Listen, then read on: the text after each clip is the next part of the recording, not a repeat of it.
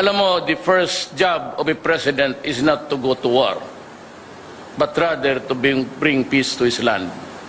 So even before I was already proclaimed, but before assumption of office, I was busy going around Mindanao and talking to a lot of people to bring about peace in our land. Started with the left and with the NPAs, and we got a favorable answer from the leaders, including Maria Sison, Jose Maria Sison. Alam mo, it was in the 1970s na nakinig ako kay Maria Sison, Jose Maria Sison, talking about revolution. And I was then in the AB and half of it, well, of course, sa College of Law. And I am now 71 years old, and the Communist Party is still talking of a revolution. Kaya sinabi ko sa kanila initially, anong gusto ninyo sa bayan natin? I was a student, ako lolo na ako ngayon, at naging presidente pa. I don't know really why.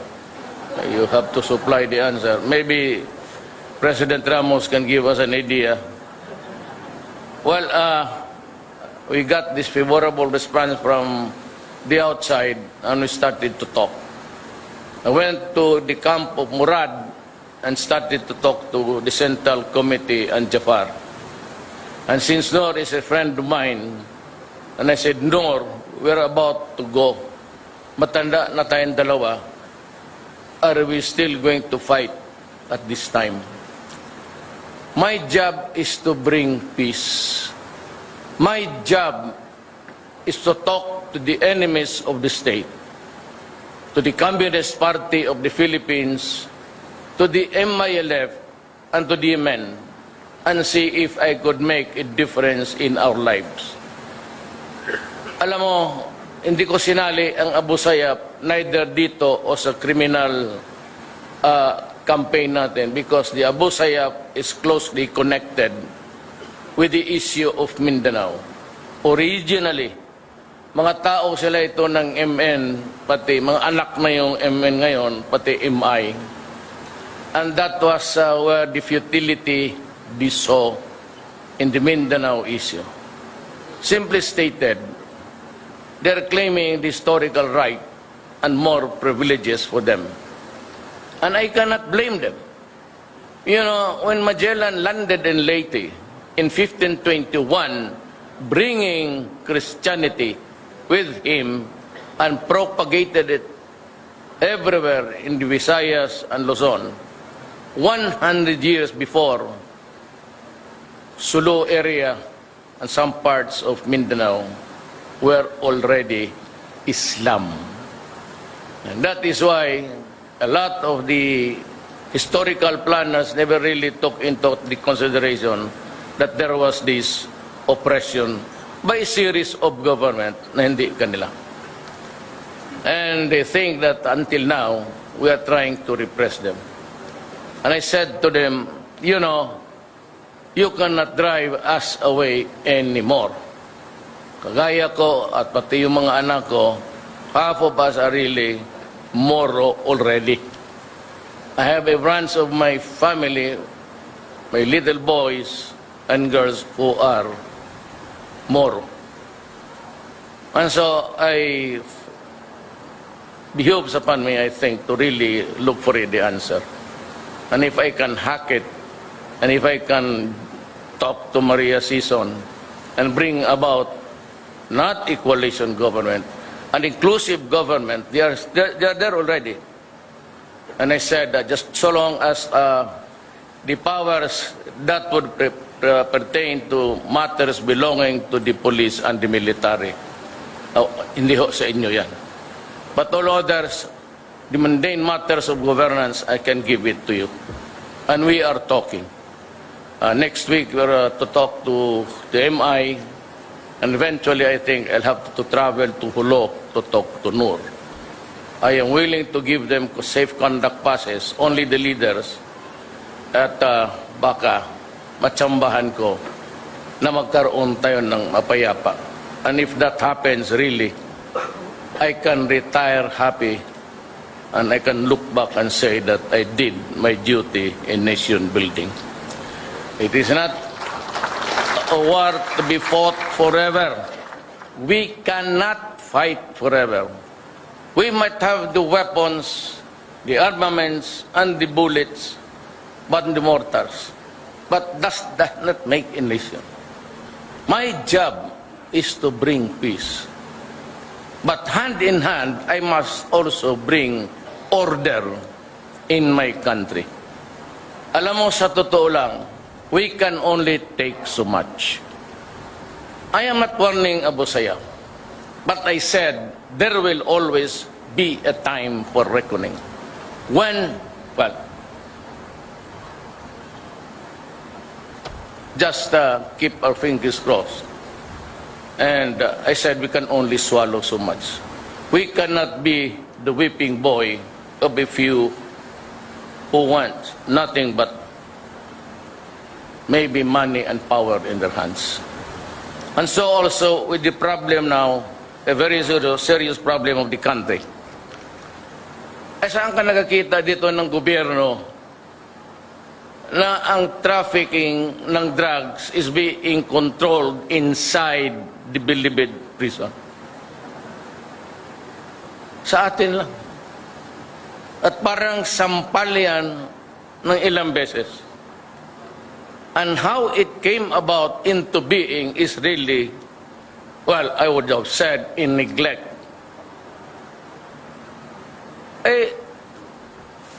How can it happen na kung mag-inspection ka sa Bilibid, you have to ask permission from the idiots inside?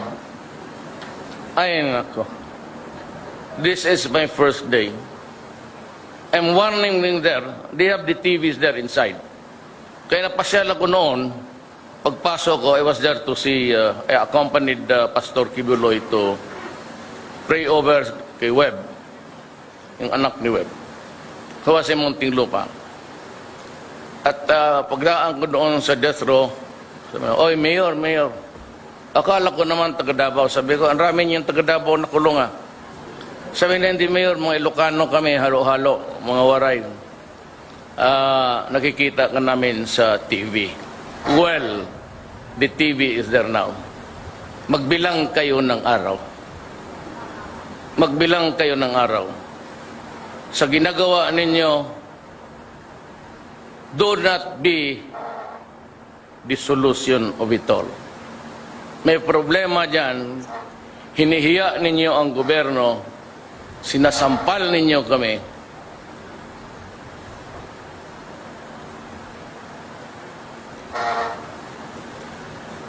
Magbilang kayo ng oras. Ayoko ng araw.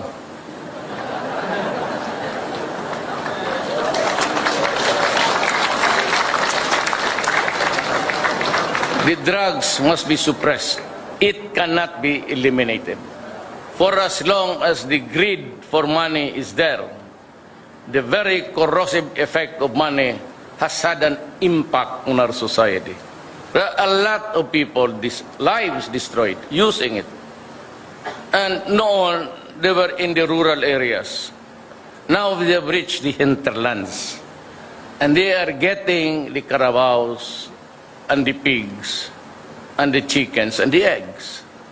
Well, nakikinig naman yung mga NPA, nasa pwesto pa naman kayo.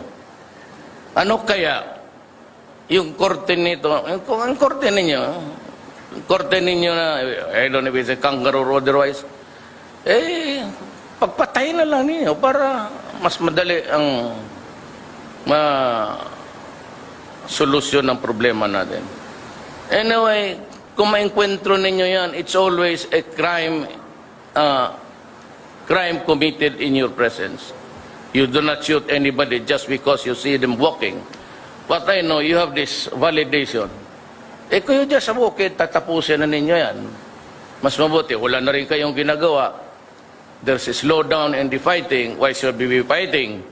When as a matter of fact, I'm just awaiting for the arrival of season to talk to him. And maybe, just maybe, in the fullness of God's time, we can have peace amongst us. Yung mga droga ay malala. And I have to call in the armed forces of the Philippines to help. Sadly, gusto ko sanang ang inyong Board of Generals would be a vibrant entity within the organization. As I have promised, and as was my practice during my mayorship days, I never interfered kung ano ang trabaho ng police. I did not even want to entertain yung request for an assignment of a certain police officer in the barangays. I'd always tell them, go to the police director. I do not want to interfere in all. The best support that I can give you, and you can ask anybody, lahat yan sila ngayon nasa gobyerno, nagdala-dala ko. There once upon a time, city police directors. And, well, the performance was there. Lahat naman mababait at mahusay. Except for a few. And in this our society now, nagbabaha yung droga. And drug lords, and the criminals. And there were a lot of Chinese citizens, Filipino or otherwise, kidnapped, ransom demanded, but they were never really returned. So tinapon lang nila kung saan, ilibing nila kung... These are the things that we have to stop. And that is why I said I would be harsh. Not cruel, but I would be harsh. And wala akong tolerance sa droga. Zero. So, yan ang laban natin ngayon. Kayong nagbakasyon dito from the fields in Mindanao and in the Visayas, you might want just to join the hunt for them. We will eliminate the drug lords once and for all. We have to stop this practice sa bilibid. Bitawan na ninyo yan o kainin na ninyo ngayon ang supply ninyo. O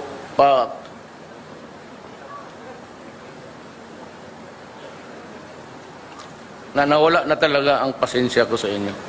Iniinsulto ninyo kami. Hinuling ko nga kayo sa Davao kasi nagluluto kayo ng Cebu. Hindi ko kayo pinatay dahil magalit ang human rights.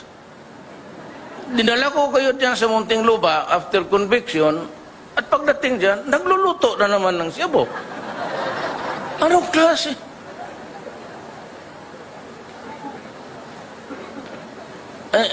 Noon kasi hindi ako presidente. Ngayon, well, we'll just have to make some adjustment. You know, there is always a time for everything. There is always a time for you to make money and make a mockery out of our laws. There's always a time for you to be in control even if you are inside the prison. But there is always a time to rest and to die. Ganon ang buhay. As you are born, there's also death. I'm not threatening you, I'm just telling you that there is always a time. And for us, the security forces, the armed forces and the police, there is always a time. We can only take so much in so. We can only take so much hanggang kaya lang ng sikmura natin. Ako ay nasusuka na. And you have to help me put a stop. In the final days of the campaign at Luneta, I gave this statement and I said, I will put at stake my honor, my life, and the presidency. Sinabi ko sa inyong mga kriminal, lahat kayo, if you destroy my country, I will kill you. If you destroy our children, I will kill you. If I am asked by anybody, including the Commission on Human Rights, I do not know you. Salamat.